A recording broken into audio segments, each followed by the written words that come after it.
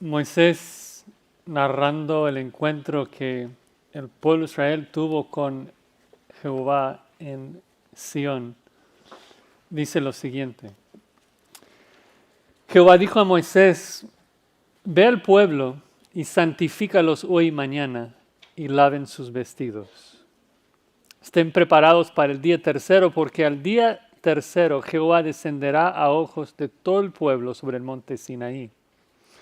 Señalarás término al pueblo en derredor, diciendo: guardaos, no subáis al monte, ni toquéis sus límites. Cualquiera que tocare el monte, de seguro morirá. No lo tocará mano, porque será apedreado o asaeteado. Sea animal o sea hombre, no vivirá. Cuando suene largamente la bocina, subirán al monte. Dice: aconteció que al tercer día, cuando vino la mañana, vinieron truenos y relámpagos, espesa nube sobre el monte, sonido de bocina muy fuerte, y se estremeció todo el pueblo que estaba en el campamento. Moisés sacó del campamento al pueblo para recibir a Dios, y se detuvieron al pie del monte. Todo el monte Sinaí humeaba, porque Jehová había descendido sobre él en fuego, y el humo subía como el humo de un horno, y todo el monte se estremecía en gran manera. El sonido de la bocina iba aumentando en extremo. Moisés hablaba y Dios le respondía con voz tronante. Y descendió Jehová sobre el monte Sinaí, sobre la cumbre del monte. Esta es la introducción a los 10 mandamientos. Es precisamente allí en Éxodo 20 que Dios hace su pacto con el pueblo de Israel. El evento es espectacular en todo sentido, ¿no? Es una experiencia sin par, lo más glorioso, lo más espantoso, lo más tremendo, lo más elevado posible. Y es por eso que Sinaí para el judío es tierra santa. Es el lugar sagrado en donde Dios pactó con su pueblo Israel. Así que en la mente del judío, si un hebreo osara rechazar a Sinaí y lo que Sinaí representa, es decir, la ley, sería negar su identidad como judío, sería abandonar a su pueblo, sería abandonar y rechazar a Jehová mismo, quien habló con Israel en dicho monte. Así pareciera. Pero ya que Cristo vino, el Evangelio precisamente nos instruye de que debemos aferrarnos a Cristo y no a la ley. De que debemos encontrar libertad en Cristo y no en Moisés y la ley. Entonces los cristianos hebreos del primer siglo se encontraban con un problema. Cuando ellos dejaron de guardar la ley y creyeron en Jesús como su único Salvador, fueron rechazados por sus familias, porque sus familias judías pensaron que ellos estaban abandonando al Dios de Sinaí. Y los hebreos del primer siglo entonces fueron muy tentados a seguir aferrándose al monte Sinaí, a la ley, y no aceptar a Cristo, y así evitar el rechazo de su familia.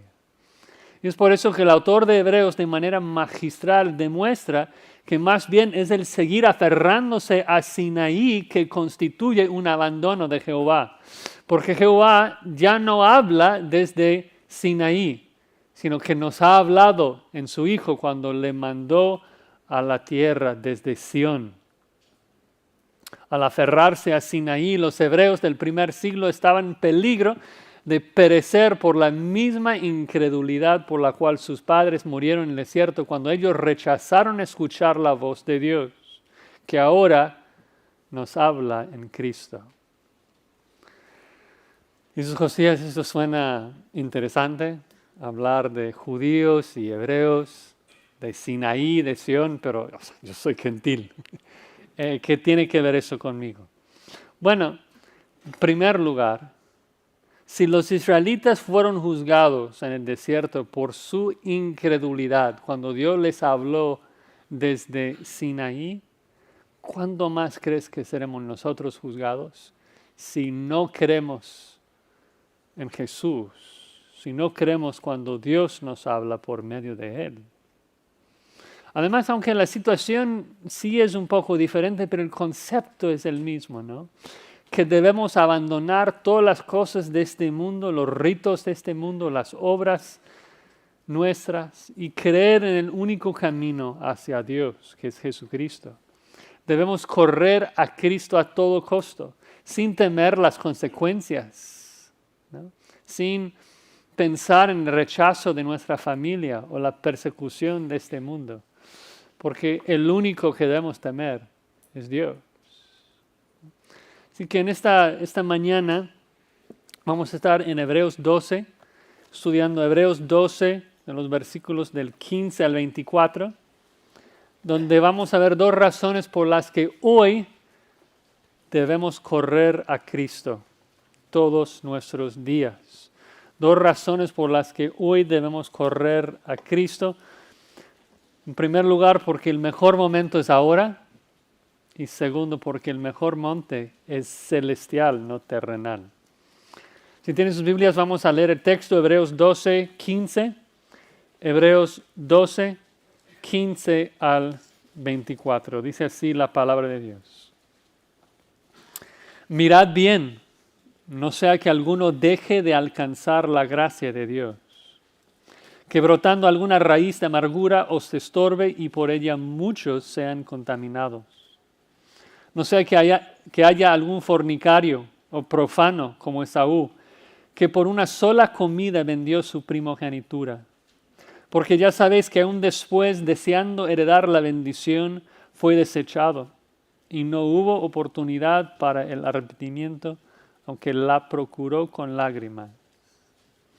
Porque no os habéis acercado al monte que se podía palpar, y que ardía en fuego, a la oscuridad, a las tinieblas, a la tempestad, al sonido de la trompeta y a la voz que hablaba, la cual los que la oyeron rogaron que no se les hablase más, porque no podían soportar lo que se ordenaba, si aún una bestia tocar el monte será apedreada o pasada con dardo. Y tan terrible era lo que se veía que Moisés dijo, estoy espantado y temblando. Sino que os habéis acercado al monte de Sión, a la ciudad del Dios vivo, Jerusalén la celestial, a la compañía de muchos millares de ángeles, a la congregación de los primogénitos que están inscritos en los cielos, a Dios el juez de todos, a los espíritus de los justos hechos perfectos, a Jesús, el mediador del nuevo pacto, y a la sangre rociada que habla mejor que la de Abel. Señor, necesitamos tu ayuda. Así que te suplicamos, Señor, que tu Espíritu Santo ilumine nuestras mentes. Queremos entender tu palabra. Queremos comprender lo que significa y lo que implica para nuestras vidas. Ayúdenos, Señor, a poner en práctica lo que este texto nos dice para tu gloria y para tu honra. Amén.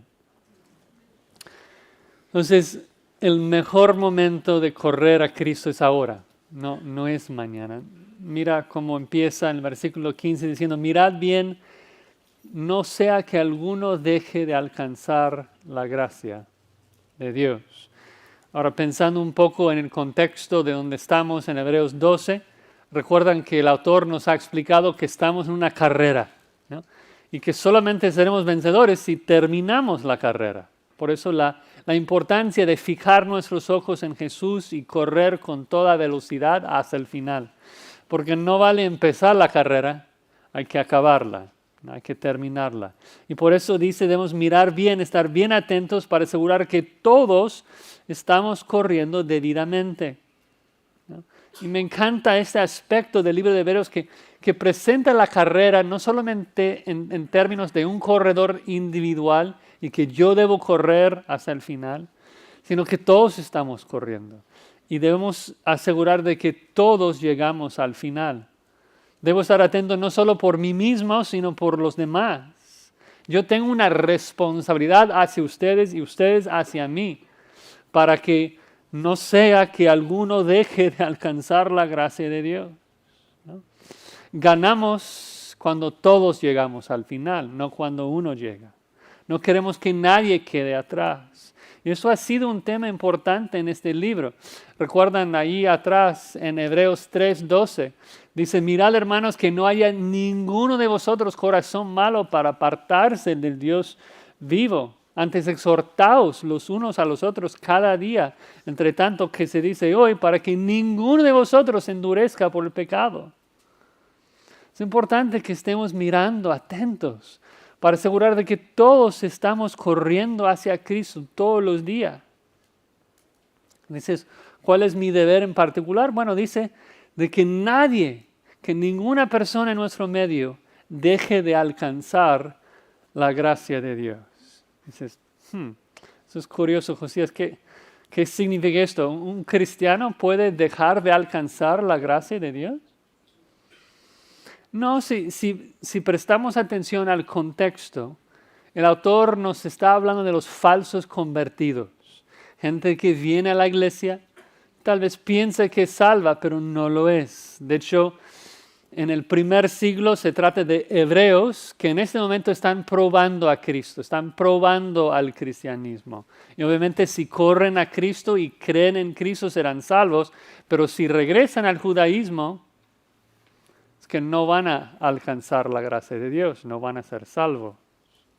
Y menciono esto porque algunos dicen que el libro de Hebreos enseña que la salvación se pierde, pero eso no es cierto. Y el lenguaje acá lo afirma, de que no está hablando de una persona que recibe la gracia de Dios y luego la pierde.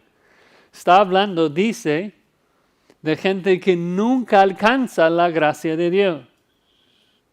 Además de esto, si prestamos atención a la forma que el autor de Hebreos habla de la salvación, nos damos cuenta de que no está hablando del pasado. A veces la Biblia cuando habla de la salvación habla de la justificación. En el momento en el pasado cuando pusimos nuestra fe en Jesucristo y Dios nos declaró justos, ¿no? Pero aunque Pablo lo usa así, algunos otros autores, acá el contexto es diferente. La Biblia en otras partes habla de la salvación y la gracia de Dios como algo futuro, algo que vamos a recibir. Entonces enfatiza más la glorificación. Y ese es el contexto de Hebreos, en particular el capítulo 11. Recuerdan de que en el capítulo 11 nos habló de los héroes de la fe. Y lo que marcó a cada uno de ellos es de que no recibieron lo prometido. Ellos murieron sin haber recibido la gracia de la glorificación. De hecho, todavía siguen esperando. El versículo 40 dice que ellos no han sido glorificados todavía para que no fuesen perfeccionados aparte de nosotros. Es decir, de que esa gracia de recibir lo que Dios prometió, de reinar con Cristo eternamente, con nuevos cuerpos en una nueva tierra, nadie ha recibido eso todavía. Estamos corriendo, esperando un día recibir eso. Entonces, el aspecto de la salvación que el autor señala acá es de que al final de nuestras vidas, cuando terminamos la carrera, vamos a recibir esa gracia de Dios, la gracia de la glorificación, cuando Dios va a cumplir con todas las promesas que nos ha hecho. Y por eso la necesidad de tener fe hasta el final, porque la fe es la certeza de las cosas que se esperan, del futuro, esa glorificación. Hay varias otras partes de la Biblia que hablan de la salvación y de la gracia de esa manera. Recuerdan que Pedro dice en 1 Pedro 1:13 que debemos esperar por completo en la gracia que se os traerá cuando Jesucristo sea manifestado. Entonces, de la misma manera, el autor nos exhorta. Debemos correr hasta el final cuando vamos a recibir esa gracia. Entonces, cuando el autor dice que debemos asegurar de que nadie acá deje de alcanzar la gracia de Dios, no se refiere a que una persona puede ser justificada y luego perder ese perdón, sino más bien está diciendo que puede haber gente acá en nuestro medio que nunca llegan al cielo, que no llegan a recibir la gracia de la glorificación, no reciben las promesas divinas porque no corren a Cristo hasta el final, no confían en Cristo. abandonan su confesión. Obvio, en el contexto de Hebreos, se trata de una persona que regresa al judaísmo y rechaza a Jesús como su Mesías.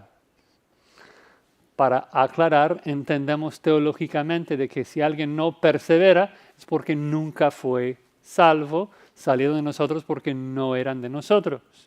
Pero el énfasis acá es sobre nuestra responsabilidad de correr hacia el final.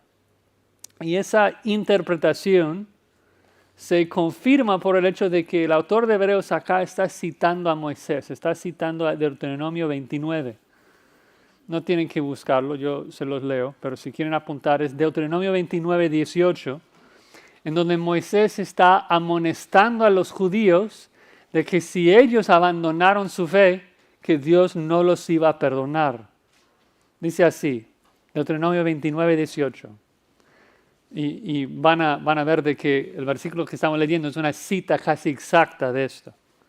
Moisés dice, no sea que haya entre vosotros varón, o mujer, o familia, o tribu, cuyo corazón se aparte hoy de Jehová nuestro Dios, para ir a servir a los dioses de esas naciones. No sea que haya en medio de vosotros raíz que produzca hiel o ajenjo. Y suceda que al oír las palabras de esta maldición, él se bendiga en su corazón, diciendo, tendré paz, aunque ande en la dureza de mi corazón, a fin de que con la embriaguez quite la sed. No querrá Jehová perdonarlo, sino que entonces humeará la ira de Jehová y su celo sobre tal hombre, y se asentará sobre él toda la maldición escrita en este libro, y Jehová borrará su nombre de debajo del cielo.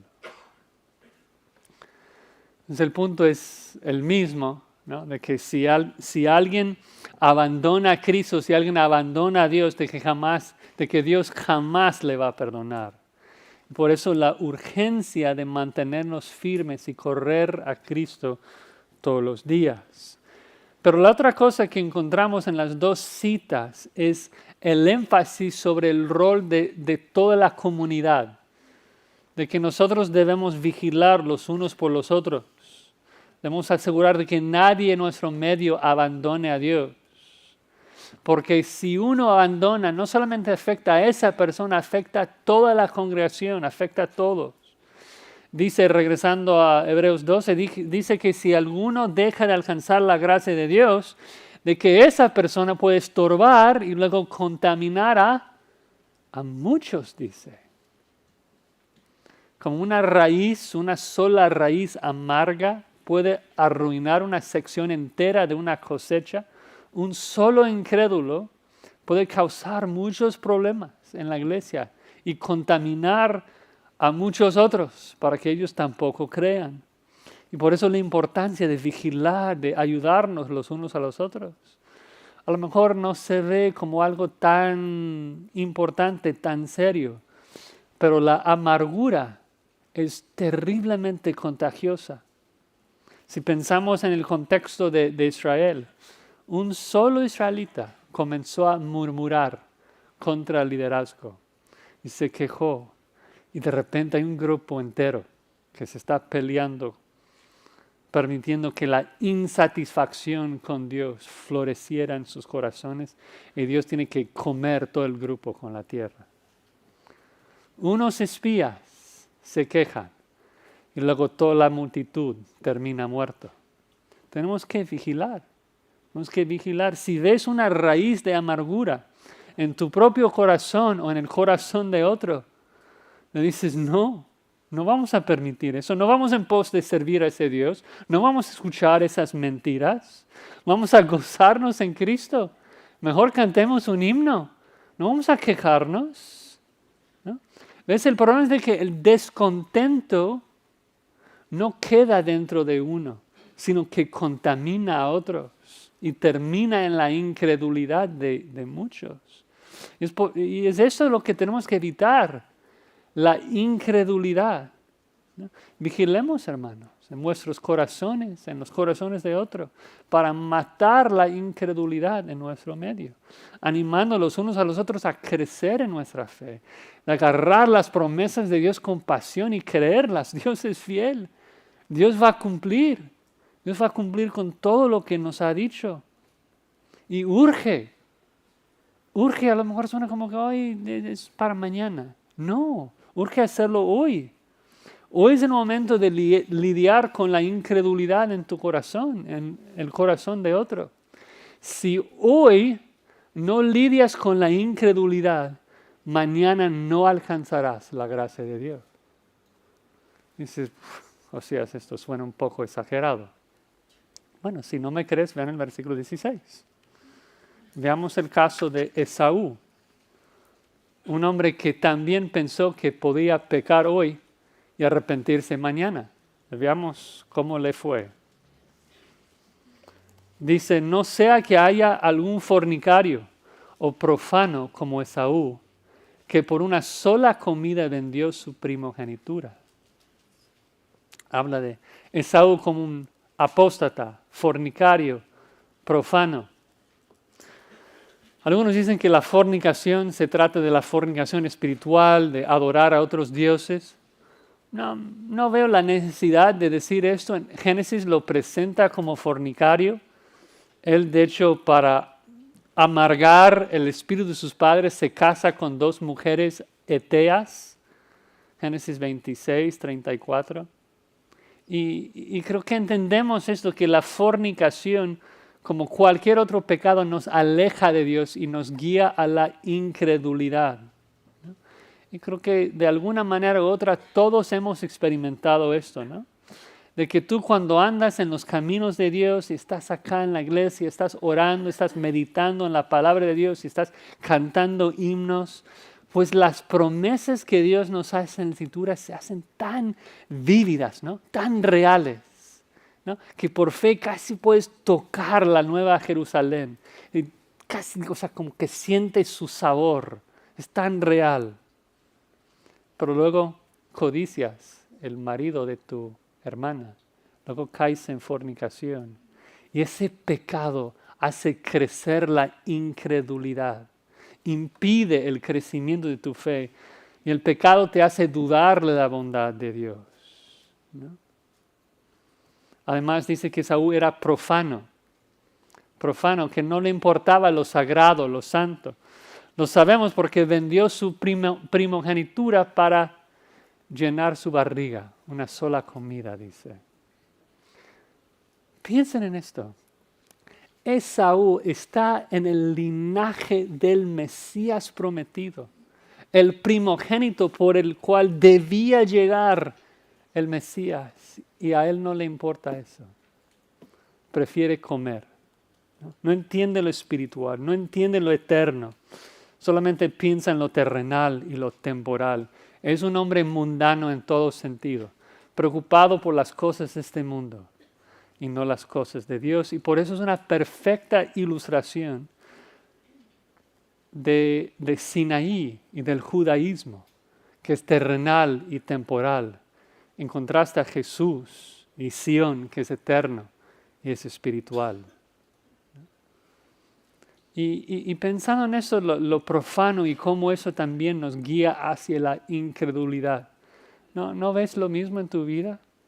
De que cuando no aprecias lo espiritual, cuando no vienes a la iglesia, cuando no valoras las cosas de Dios, sino que andas en las preocupaciones de este mundo, ¿qué pasa? Crece la incredulidad en tu corazón, las raíces amargas florecen. Las promesas de Dios ya no se ven tan reales. No seamos como Esaú, no seamos así. Aunque pienses, bueno, es un momento y mañana me arrepiento. Pero dice el versículo 17, ya sabéis que aún después, deseando heredar la bendición, fue desechado y no hubo oportunidad para arrepentimiento, aunque la procuró con lágrimas. Es una horrenda verdad acá, una terrible verdad acá. Dice en primer lugar, versículo 16, que Esaú vendió su primogenitura, ¿sí? Como si no fuese nada. Pero seguro pensó esto. Bueno, la primogenitura, eso se trata de las posesiones de mi padre. Ya tengo mi ganado, ya tengo mis ovejas, no importa, yo voy a comer a gusto. Y luego después voy a recibir la bendición de mi padre. Y eso es lo que importa. Mañana seré bendecido. Hoy voy a vender mi primogenitura, pero mañana seré bendecido. Pero mañana es el día de Satanás, ¿no? Satanás está contento con toda tu piedad, todas tus promesas, siempre y cuando lo hagas mañana y no hoy. ¿Sí? El problema es de que no somos soberanos, hermanos. No controlamos el futuro, no sabemos lo que va a pasar mañana. Es lo mismo que pasó a Esaú, que Esaú pensó que iba a ser bendecido después, pero luego ¿qué pasa? Jacob miente. Jacob engaña a Isaac. Isaac bendice a Jacob en vez de Esaú.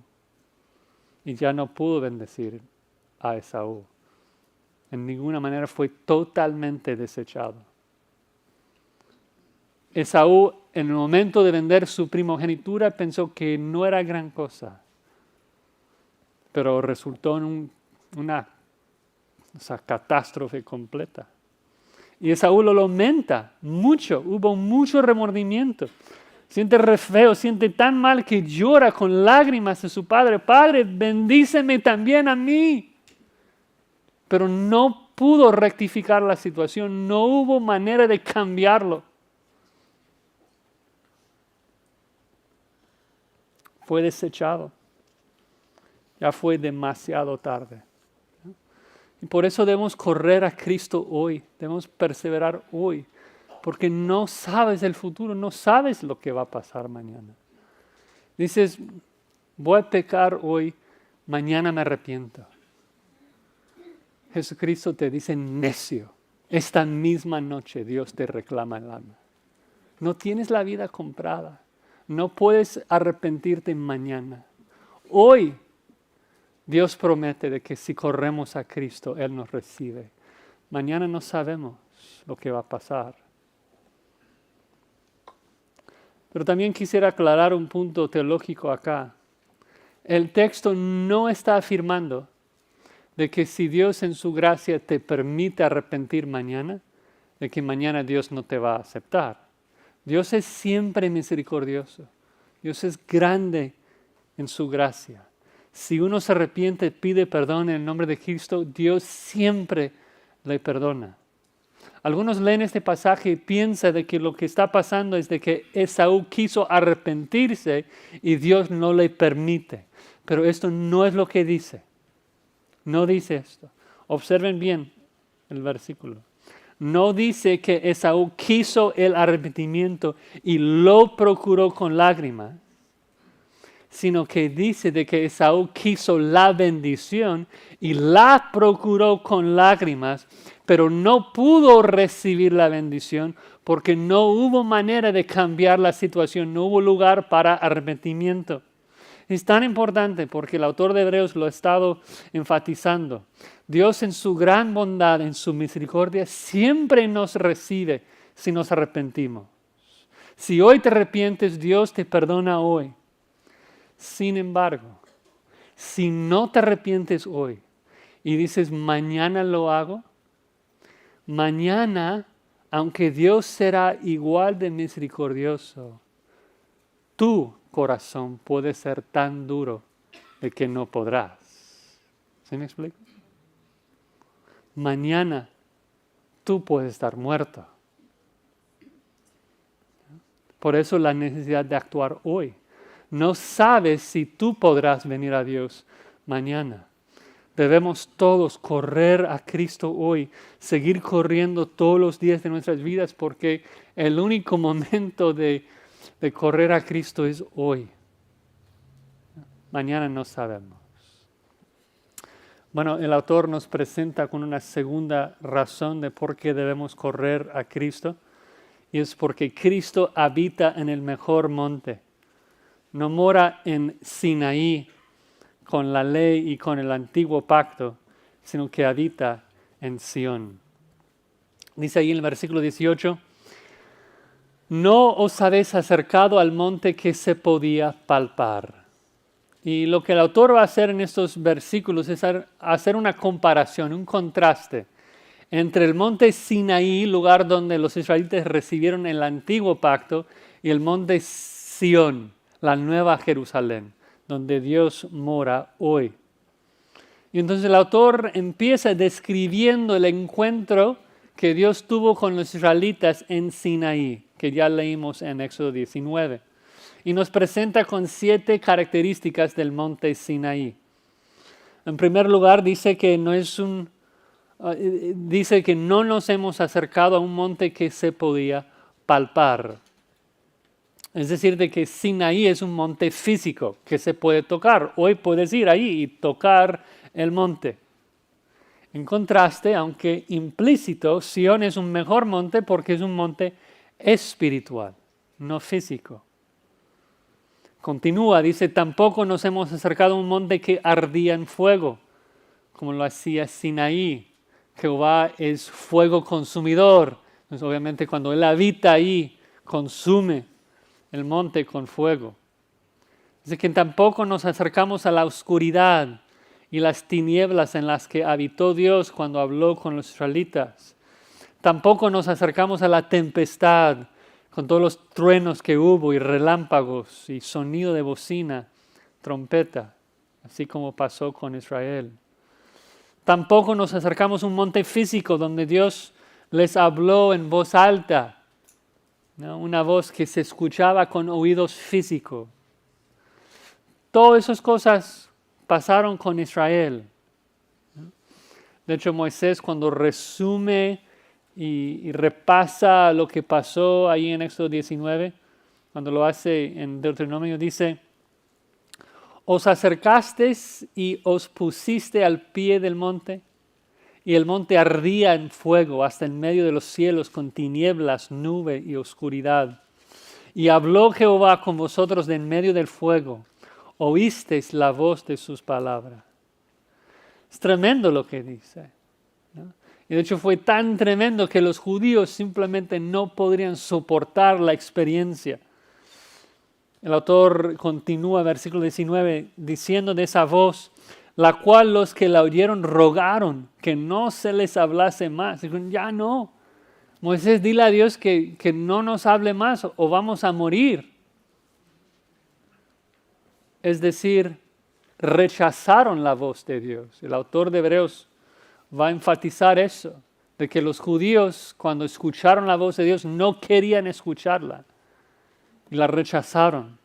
Y que Dios nos habla hoy en su palabra y no debemos rechazarla. Pero la pregunta es ¿por qué? ¿Por qué rechazaron la voz de Dios? Versículo 20. Dice que porque no podían soportar lo que se ordenaba, si aún una bestia tocar el monte será apedreada o pasada con dardo.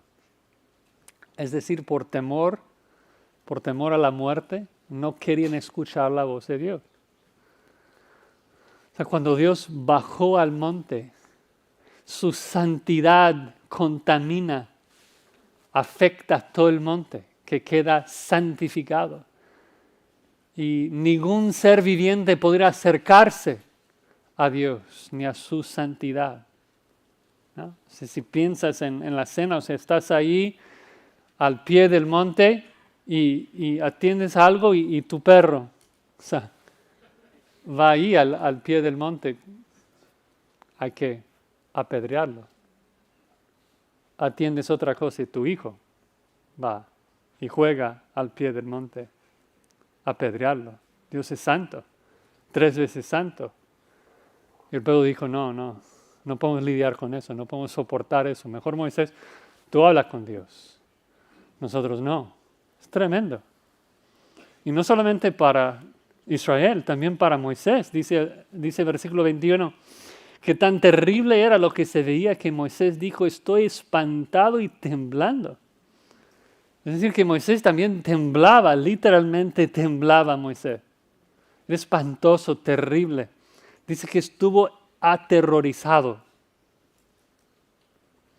Y pensando entonces en el contexto de los judíos, es de que esa experiencia que se describe en Éxodo 19 es la máxima expresión de la santidad de Dios, la pura revelación de Jehová, el punto más excelso de la Biblia, cuando Dios se manifiesta a su pueblo y les da la ley.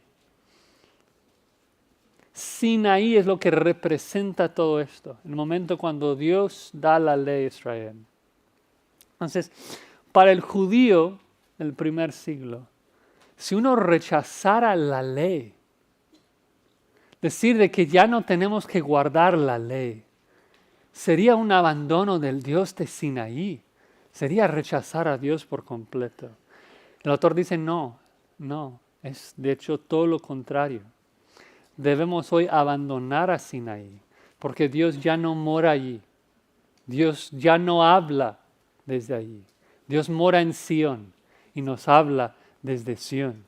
Así que ahora el autor va a darnos 7 características de Sión, contrastándolas con las 7 características que nos dio de Sinaí.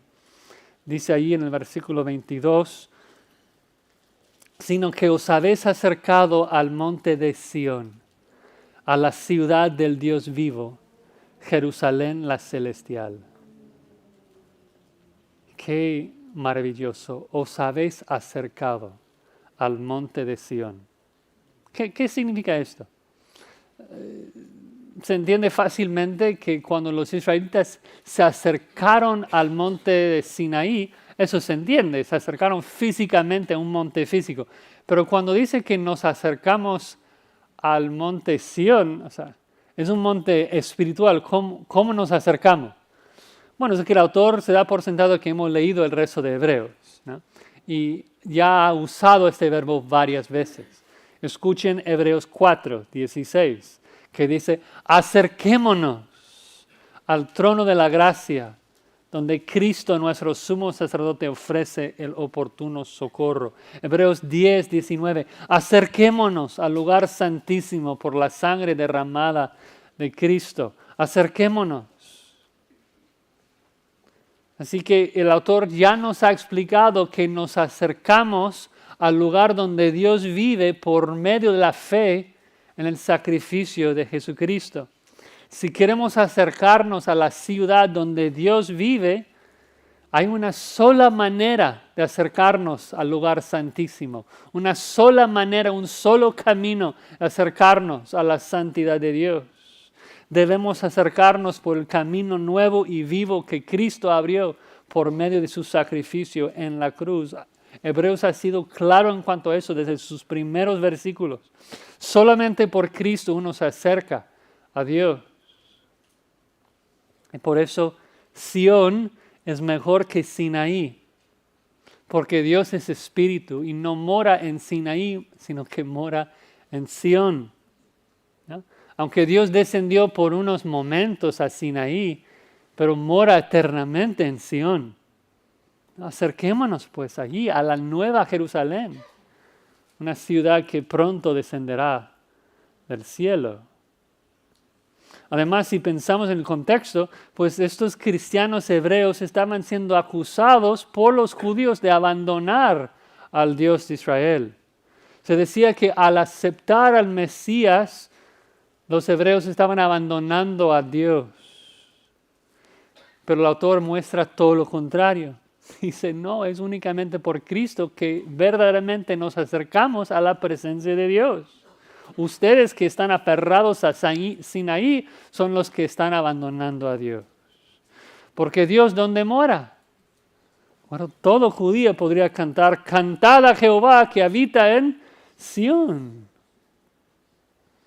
Además, algo curioso es de que si pensamos un poco en el contexto y la fecha cuando este libro se escribió, él no solamente habla de Dios en Sión y la ciudad de Dios, sino que menciona la Jerusalén celestial.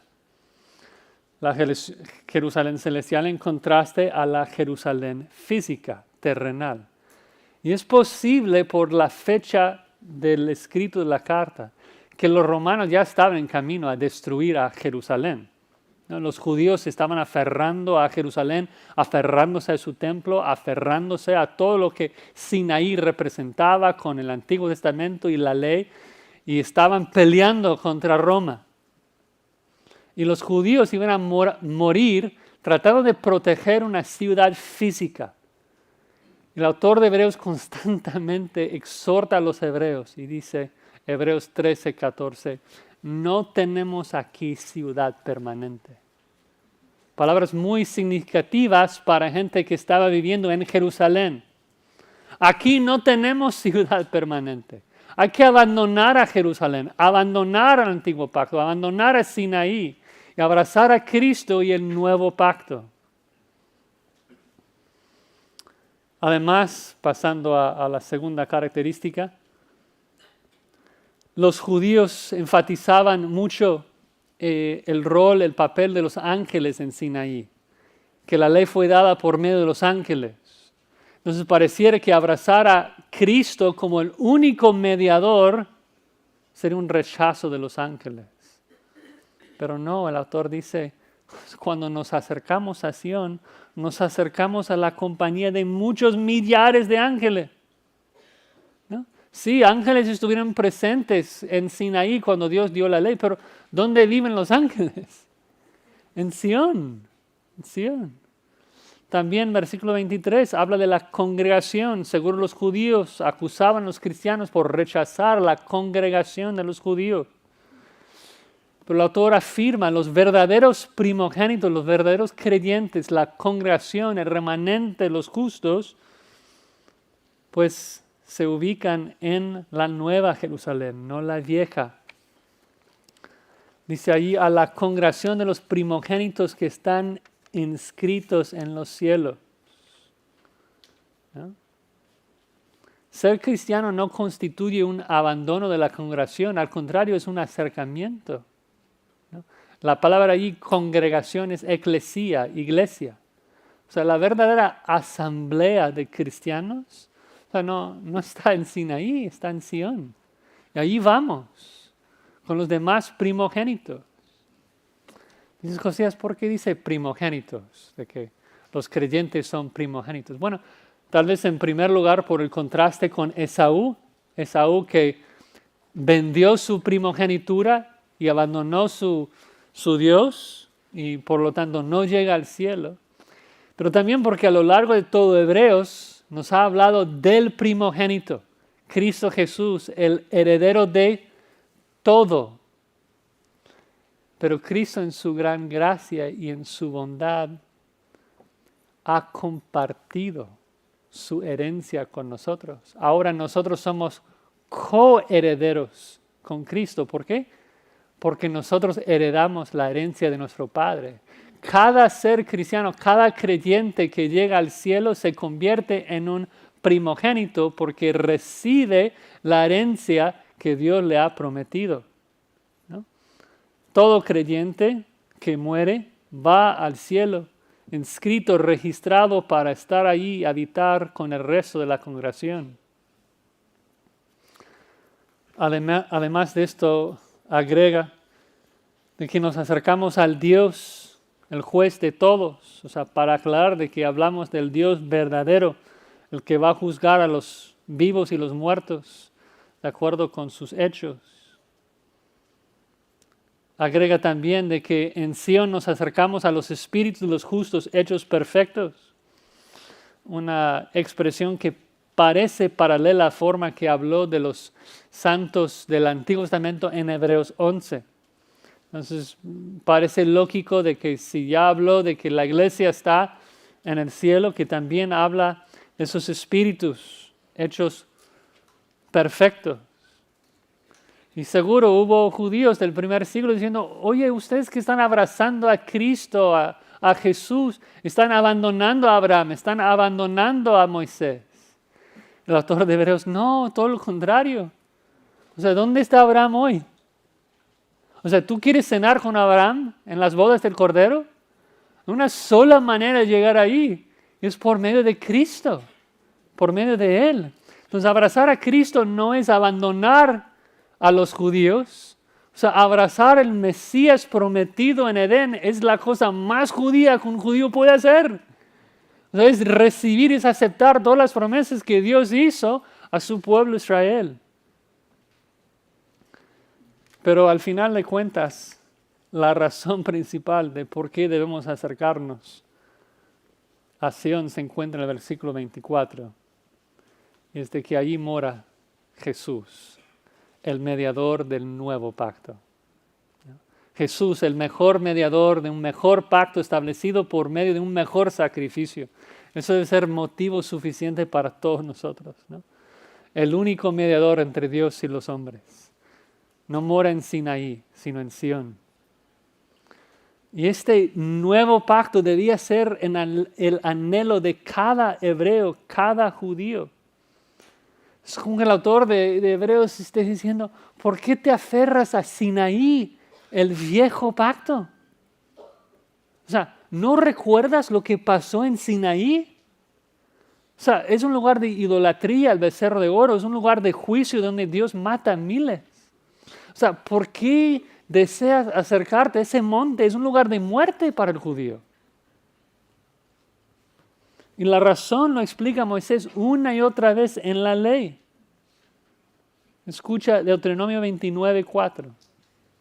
La razón de por qué la ley mató al judío. Y no es porque la ley está mal, sino el corazón del hombre está mal. Dice Moisés, hasta hoy Jehová no os ha dado corazón para entender, ni ojos para ver, ni oídos para oír. Entonces Jehová da su ley, pero el judío no tiene la capacidad de obedecer. Tenían corazones de piedra, no capaces de obedecer. Eran huesos secos, no capaces de sentir. Eran leopardos, incapaces de lavar sus manchas. Eran como nosotros antes de Cristo, muertos en nuestros delitos y pecados, sin la capacidad de obedecer a Dios. Pecadores careciendo de la santidad sin la cual nadie verá a Dios. Pero a lo largo de toda la Biblia, Dios promete, aunque hoy la ley les está matando, un día será diferente, porque yo voy a darles nuevos corazones, nueva capacidad para obedecer mi ley. Escuchen Deuteronomio 30, eso no es algo del Nuevo Testamento. Recién, en la ley, en Deuteronomio 30, versículo 6, Moisés dice, circuncidará Jehová tu Dios tu corazón y el corazón de tu descendencia, para que ames a Jehová tu Dios con todo tu corazón, con toda tu alma, a fin de que vivas. En la ley, en el antiguo pacto, Dios dijo, ustedes obedezcan cada una de mis leyes y pueden vivir. No eran capaces, murieron. Entonces promete en el nuevo pacto, yo voy a quitar sus corazones de piedra, darles nuevos corazones para que puedan amarme, para que puedan obedecerme. Una promesa que se repite una y otra vez en el Antiguo Testamento. Jeremías dice, daré mi ley en su mente, la escribiré en su corazón. Ezequiel dice, os daré el corazón nuevo, pondré espíritu nuevo entre vosotros. Quitaré de vuestra carne el corazón de piedra, os daré corazón de carne. Pondré dentro de vosotros mi espíritu, haré que andéis en mis estatutos y guardéis mis preceptos, los pongáis por obra. El judío del primer siglo, el hebreo del primer siglo debía anhelar eso. El nuevo pacto. No abrazar a Sinaí, el antiguo pacto, sino abrazar al Mesías, el mediador de un nuevo pacto, un mejor pacto. Ese es el pacto que Jesús media desde Sion, mucho mejor que el pacto que Dios hizo en Sinaí. El antiguo pacto trajo muerte, el nuevo pacto trae vida, trae perdón. Sinaí entonces representa la ley, representa las obras, representa la esclavitud al pecado. Mientras que mientras que Sion representa la gracia, la fe y la libertad en Cristo. Ahora, ¿por qué hay perdón en Cristo? la última frase. Dice que en Sión nos acercamos a la sangre rociada, que habla mejor que la de Abel. En Sinaí los judíos se acercan a la sangre de animales que nunca pueden quitar el pecado. Pero en Sión, en la ciudad de nuestro Dios, nos acercamos a la sangre rociada de Cristo. La palabra rociada es importante porque comunica de que su sangre se está presentando al altar, siendo rociada para la propiciación de nuestros pecados. Y es por eso que la sangre de Cristo habla mejor que la sangre de Abel. Porque recuerdan ahí en Génesis 4 que la sangre de Abel demandaba muerte. Caín mata a su hermano y Dios le pregunta, ¿dónde está tu hermano? Y Caín dice, ¿a mí qué me importa? Y Dios dice, la sangre de tu hermano me clama desde la tierra, demandando tu muerte, demandando juicio. La sangre de Abel demandaba muerte, la sangre de Cristo demanda vida, demanda perdón completo. Cada vez que pecamos como cristianos, la sangre de Cristo clama a Dios por nuestro perdón, por nuestra vida. Acerquémonos a Dios. Por medio de Jesucristo, hermanos, nos ofrece un perdón gratuito. ¿No estás cansado de tu pecado? ¿No estás cansado de este mundo? ¿Por qué esperas? Podemos correr a Cristo hoy, hasta el final de nuestros días. Cuando llegamos ahí, a Sión, la ciudad de nuestro Dios. No hay mejor momento. No seamos como Esaú, pensando que podemos arrepentirnos mañana. Hoy es el día de la salvación. Dios en este texto nos presenta con solamente dos caminos. El camino hacia Sinaí, el camino hacia Sión. Sinaí o Sión. Sinaí representa las obras del hombre, quien busca acercarse a Dios por medio de sus propios esfuerzos. Sinaí te invita a ganar tu entrada al cielo por medio de tus méritos. Sinaí te dice, tú puedes ser mejor que los demás. Tú puedes agradar a Dios por medio de tus obras. Sinaí te mata, porque jamás vas a poder agradar a Dios por medio de tus obras. Pero Sión te invita a agradar a Dios por medio de la fe. Sión te invita a creer en Jesús, quien murió en la cruz para borrar tu pecado. Sión te invita a correr a Jesús, quien te da nuevos esfuerzos para obedecerle. Sión te invita a pasar la eternidad con Dios en la Nueva Jerusalén. Decídete hoy, ¿a qué monte vas? ¿Sinaí o Sión? Porque mañana el camino a Sión a lo mejor esté cerrado. Señor, te damos gracias por esa advertencia que necesitamos escucharla. Denos oídos para prestar atención a tu voz y correr hacia Cristo todos los días de nuestra vida hasta que lleguemos a tu presencia a recibir la herencia que nos has prometido. Ayúdanos, Señor, a ser atentos y vigilar, no solamente en nuestros propios corazones, sino en los demás. Porque queremos llegar todos juntos a tu ciudad, a agradecerte y glorificarte por la gran obra de salvación que has obrado en Cristo Jesús. En su nombre oramos. Amén.